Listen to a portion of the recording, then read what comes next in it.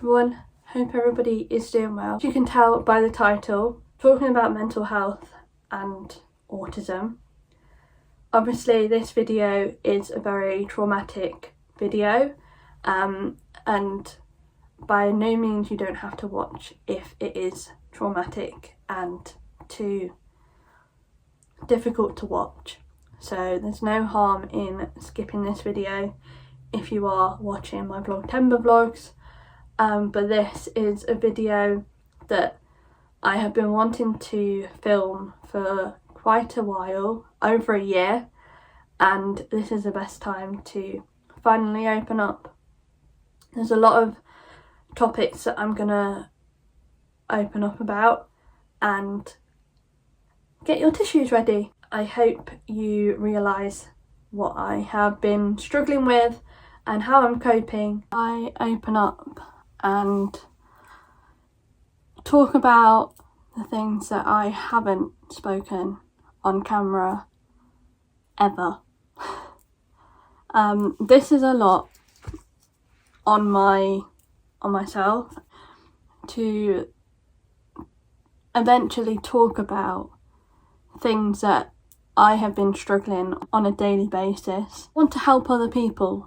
Sometimes it's very, very hard to actually, open up. And myself, I found that very, very difficult.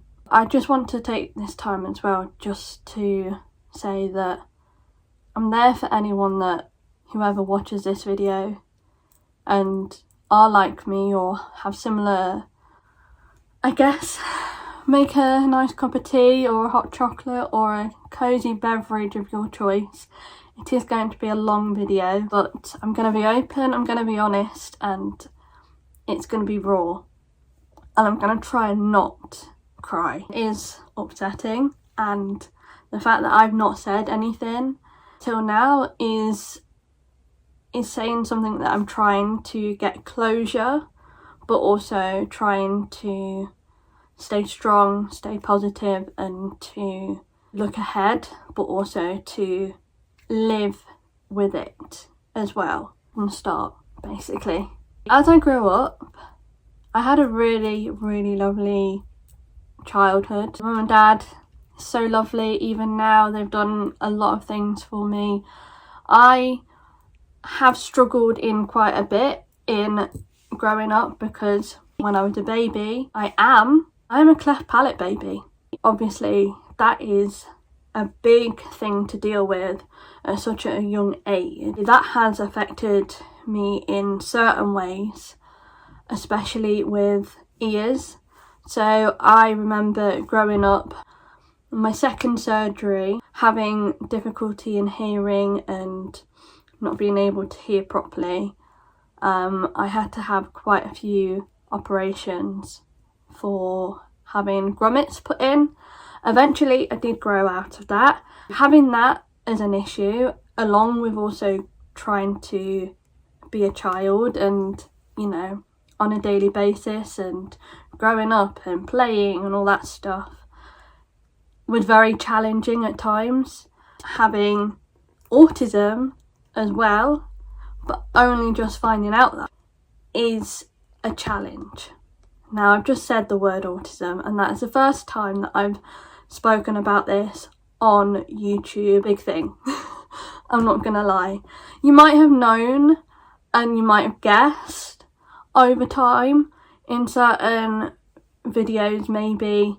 Didn't realise that it is autism and I am autistic for a while. Obviously, I was at school. I found that very, very difficult, but never knew why. I was never good at exams or studying. I struggled. Trying to make friends was also a struggle. I was always quite quiet at school. I've got a couple of friends and I'm grateful to have those friends. Even to this day, I grew up with, I've known since I was about 3 or 4, and we are still friends to this day. We meet up every so often. We don't live too far away from each other. One actual friend at school. My primary to secondary school was a big thing. It's very traumatic for me, and I'm not going to go into too much detail, but when I moved to secondary school, I was severely bullied. And I mean severely bullied. To the point where if we hadn't have moved, I don't think I would be still here. And having to deal with PTSD, and still to this day, I do still have PTSD from that traumatic experience. I wanted to move because we love Devon and Cornwall so very much. Holidays down there every year, even more than once a year we was down there as much as possible. Along with obviously going away abroad to different places throughout my childhood as well. So that was very, very good. I do still remember, and I'm forever grateful for those lovely memories. Obviously, moving down to Devon and Cornwall, and they absolutely love it, and I love it as I go down there to visit. Obviously, everyone that's autistic or neurodivergent is different. No one is the same. I love Alton Towers, as you all know. I love theme parks, and it's only in the last 5 years where I've ventured out to other places. Feels like home, and I feel myself. I can just be how I am, you know. That's another video in itself, why I love theme parks. I feel like Alton Towers is a special place in my heart, always will be, and I just feel at home. And when I'm at home, I can be who I am. Once I'm out of that environment, it's very hard to feel open and to feel how I am when I'm not at home and in an environment that I feel safe, I feel myself, if that makes sense. Up to Nottingham because I wanted a fresh start. I wanted to just have a fresher breath air because a lot of things happened over a period of time. Nothing to do with like living down in Devon, like that wasn't the reason. It was just a lot of things happened, and a specifically reason of, I don't want to go into too much detail because still to this day it feels like it only happened yesterday, and I'm still trying to move forward and try and live on from it. It is very traumatic for me, but being bullied at school, I thought that was the only thing that would happen to me. Things like this shouldn't happen. And I'm talking about work. I was severely bullied at work by a manager. I don't want to go into too much detail, but that's all I'll say. That for me was very, very traumatic, and obviously, like I said, to this day, I've still got PTSD from it and still struggling, and it's part of the reason why I am. I decided to move back up to Nottingham, and it has been the best thing for me. I had the best year of my life, if that makes sense. I'm gonna cry and I don't want to cry. Amazing opportunity to work at Alton Towers. That isn't why I'm tearing up, by the way. And the best years to have, and I'm forever grateful that I moved at the right time to have so many great memories and so many great days spending time with my nan and pops. Now, bearing in mind, my pops was very, very ill and got extremely ill from when he was a young age. There was an amount of times where I could not even be here right now because of my dad not even being born at the time, you know. It's that deep of a situation where he was on the verge of dying multiple times, and thankfully he got through, he survived, and he survived until November 2019. I'm gonna cry. Right, hold on. So 2019 was also like, it was a very special year. I'm very close to my pops and had been ever since I was born. We had a special bond. He taught me how to paint, taught me how to, be an artist, and for that reason I'm very, very grateful. And we painted in the garden, we painted in his art shed. And then obviously when I did move back up, I used to give my nan kind of like respite. So I used to look after my pops. It was always a Thursday and I'd always get a Friday off, have that time together, and we would always used to watch Doc Martin, which is why I think Doc Martin for me as a TV series is so special to me. Around September time of 2019, when things dramatically changed, he was basically shutting down. He had had enough of all the things that he was going through and happened and how old he was. He was basically taken home. Well, actually, my dad rang me and said, get to Nan and Pot's because this is your last chance, basically. So I did. And I actually saw my pops pass away. And ever since that day, things have changed. I'm a completely different person. Not anyone's fault, not my pop's fault, but I know I'm a completely different person and haven't been myself since. And it was hard.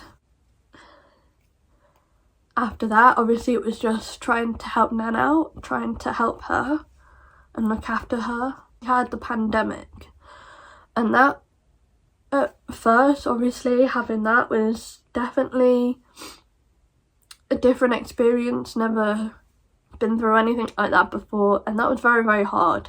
I was placed actually in rides, which is how I got the opportunity to work on the Smiler, Spinball Whizzer. I was in CBeebies Land, take my mind off things and take my mind off losing pops, because that was very traumatic for me, as you can tell. Fortunately, my nan got diagnosed with dementia in the middle of, I think it wasn't even a year. I think it was around September time of 2020, or it could have been 2021. One of the two. Again, breaks my heart into another million pieces, losing my pops and then having to see my nan lose everything and lose her memory and all that stuff is traumatic, because I'm autistic. I think a lot deeper and things are more traumatic than they are, if that makes sense. And I felt very, very lost. And especially in a pandemic, it was all new, and trying to work each day in that environment. Now this time I was actually, as well as having a passion for theme parks and Alton Towers, I had a passion, and still have a passion, for flying, aeroplanes and airports, all that kind of thing. I decided to apply to work at East Midlands Airport, and I got the job. Everything that I was going through, and my mental health was getting really, really bad. Like really, really bad. Obviously my PTSD was not helping. I still wasn't diagnosed, and I'm still not diagnosed with autism. Having that as well, and everything being overwhelming, and just everything being on top of me and being lost and being not how I am and everything all got too much. It got to the point where every day was just so traumatic. I was crying non-stop. I was not eating after my nan. I was still trying to put that to one side, trying to move forward and trying to like sort myself out. It was all too much, to the point where every single day and memory and moment was extreme. I didn't want to be here anymore. On until around June time. So between March and June, I was trying to not do anything that traumatic. When I called my mum and dad, called them and told them everything. And I'm grateful that I actually spoke out and got that help, because right now I can definitely tell you, if I hadn't, I would not be making this video. I was actually diagnosed with depression and anxiety. My anxiety sometimes is through the roof. Each day is different. One minute I can be fine, the next not. So currently right now I am on medication. I'm not able to work, and people do see me and people on YouTube think I'm okay and think I'm fine. Actually, you don't. You don't know what I'm dealing with, what I struggle with each day, if that makes sense. Each day is different. One minute I could be absolutely okay, and to the point where I'm okay, where I'm fine, I can get out of bed and I can go to Alton Towers and, you know, be myself, or I can go on a day out somewhere or a few days. I'm bedbound. That's how difficult it is, and how bad my depression and my anxiety and my autism is, because not only that, because I'm so overwhelmed all the time, I can't unmask, I can't be myself in certain areas and certain places. I'm just exhausted, and it takes a lot, if that makes sense. I think going forward as well, I want to be more open. Now that I've told you all, going forward, after talking about all of my life story, I'm just trying to be positive. And especially this year in particular, especially the last couple of months, free, if that makes sense. I feel like I'm a new woman. I can be myself. I can open up and just be who I am around certain family members, around certain friends that I absolutely love and adore. It's all new for me. You know, I never thought that I'd be diagnosed with depression, never thought I'd be diagnosed with autism, but I just thought I would actually open up and speak about how I've been feeling and what's been going off, if that makes sense. It's a relief, and I'm glad that I've opened up. So yeah, I am still learning, I'm still looking after myself, I'm taking care of myself, and I do have to say, those thoughts that are very triggering have subsided as much as I can. I hope you all understand what I've gone through over my lifetime and what I've been struggling with in the last couple of years.